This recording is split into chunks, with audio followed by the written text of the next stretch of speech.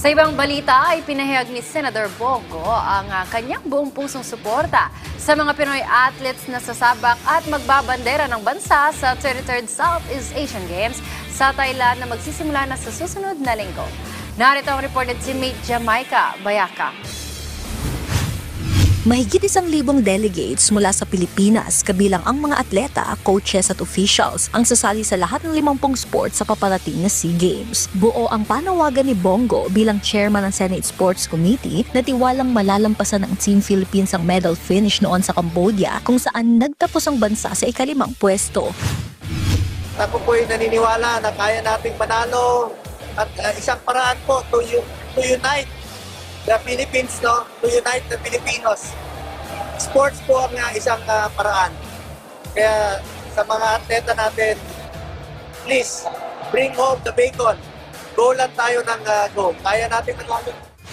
Pinuri rin ni Go ang tagumpay noong 2019 SEA Games at naniniwalang kaya muling magnumero 1 ang Pilipinas. Iginiit ng senador na malaki ang nagagawa ng pinag-isang suporta ng pamahalaan at pribadong sektor para palakasin ang programa sa palakasan. Bahagi rin ng kanyang pagsusulong ang dagdag pondo para sa Philippine Sports Commission upang mapabuti ang training at preparasyon ng mga atleta kasama ang pagpapalakas ng grassroots sports. Katulad na lamang ng pagkakatatag ng National Academy of Sports sa ilalim ng Republic Act 11470 na nagbibigay daan sa mga student athlete na makapag-aral at makapag-ensayo ng sabay. Kabilang sa mga panukala ni Go ang pag-regionalize ng NAS, pag-institutionalize ng Philippine National Games at pagtatatag ng National Tertiary Games upang madiskubre at mahubog ang mas maraming homegrown talent.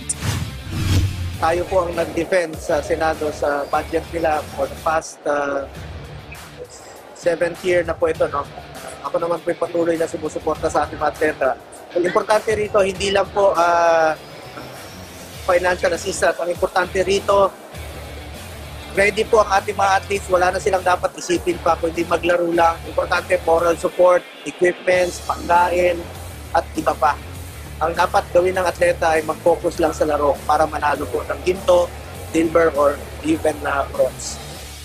Sa kanyang commitment sa pagpapalakas ng sports development, patuloy ang panawagan ni Senador na magkaisa ang POC at PSC sa pagpapalakas ng sports sa bansa.